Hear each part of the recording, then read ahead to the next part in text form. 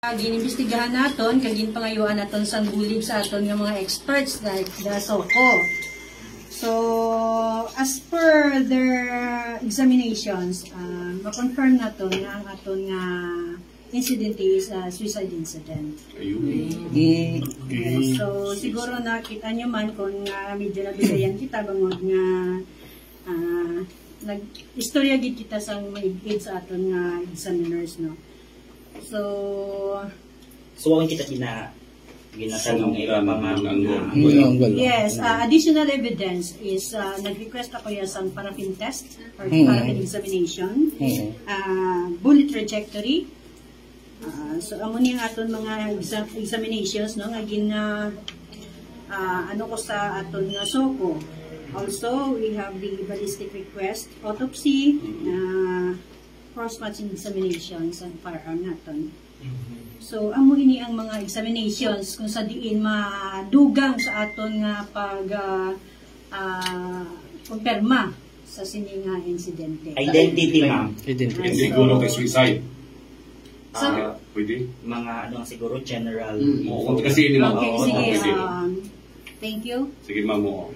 So, ang aton victim is isa ka 45 years old na residente sa barangay Agbago, Ibahay, Aklan. So, yes, isa ini siya ka collector or siya na tuka man sa paghatag sa mga disconnection notice. So, but we are not stopping the investigation on that matter, ha? Amo lang na hanggang ba kita nga amo sila. We are going deeper pa sa investigation. Siguro kung may istorya tang mga pamilya sini, amo na siyang masanagan kita masyado. Baka ng pamilya, ma'am. So we are waiting for his wife, siguro pakadto na. Inform yun, ma'am.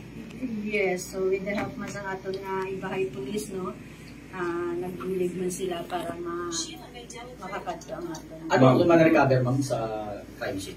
So may nakita nga recoveries nga isa ka unit sang cellphone, mga receipts gani sa mga disconnection notices. Aside sina, may ara nga bali 3 ka bullet nga ang una-una nga fire is nag-misfired. Second is another misfired. Kag ang ika-third mo tong successful. Kag ang ika-fourth nga bullet is amo na naka-chamber. Empty shell na recover sa sulod sang salakyan. Yes. Okay. Throw and throw ang igo, ma'am. So, ang examination naton, since ang aton nga SOCO is still conducting inventory sa aton nga mga detailed things sa sulod sa salakyan. After that, they are going to proceed and proceed with the other tests or examinations na need natin. Di siya mang particular naka-plaster sa driver seat o sa passenger? Sa passenger seat siya subong, naka-posisyon. So, kung kisa may magpamangkot na, why? So, maybe, isa sa mga makasupport man sa aton is ang aton na cellphone, kung ma-open man sa ang wife, kay may passcode, kung sino ang iya mga last nga mga nag-istorya. May basag do sa tag-window shield bala sa may driver's seat. Ano possible ka kung natabo? Yes, may basag. So, ang sa right side is wala basag. So, ang sa left side, matong basag na isa sa mga indications na ang aton nga bala is naglapos din. Okay. Do barrel, ma'am, naging-gamit. Anong caliber mo? So, as per identification man naton, no, sa makitaan man naton, isa ka caliber 45. Okay. So, we are going to verify pa kung ano ang supporting documents sa sining firearm. So, naka-establish na, ma'am, kung mga anong oras nabawian kabuhi ang biktima? Amo lang nasubong, no? Amo pa na aton going to discover kaya ang nag-base na kami sa report. Nagtawag ito sa police station mga anong yes, concerned citizen lang nag-jogging, tapos na di parahan niya nga may aras. Amo sila immediately ang aton kapulisan kag aton na NDRR office nagkadtugid para sa first nga pag-responde. Naka-check ita ma'am sang CCTV kung diin ba siya halin from Hawili going to Bugtong Bato or from Bugtong Bato to Hawili. So until now ongoing ang aton pag-check no. Panghinyo man nato ng aton mga barangay officials na halin sa diri nga pag-entrance niya sa sinanga area kag may na-capture nga ina siya na-capture lantawon ta kung ano niya sitwasyon. Lusayak yan, ma'am.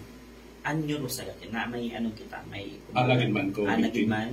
So, Yes, so ginakumpirma man nato no nga ang owners ng salakyan is mismo ang aton nga victim. Okay. Wala sa mga suicide note ka mo na nakita mo. So further paguro no, wala pa kita sa subong ang ako ning gina-present sa inyo are those things nga ari na sa aton. Pero ang mga wala din na ako na mention ang upang aton pag-imbestigahan. Magabukad pagit ang anggulo nga suicide kung mabalaan sa parapin test kung maging positive ang biktima. Yes sir, yes sir. So amo ini ang aton mga gusto pag-ihibaluon. So siguro for now pasensya kita amo lang na danay aton impormasyon nga mahatag. I am happy nga mahatagan pa kamo sang madugang pa nga kumpirmasyon. So kung singanon ma'am, pag may mga examination pag pagahimuon. So hindi pa ini final nga mahamala aton suicide kita na. So ang aton nga soko diri lang kikita gabasi liwaton ko nga ang aton pagistorya sa aton soko sang ilang mga resulta naga-lead sa amo sini nga confirmation. So ini mga additional evidence to support gid pagid sini. Okay. Sige. Message mo na gusto kong ipaabot, ma'am.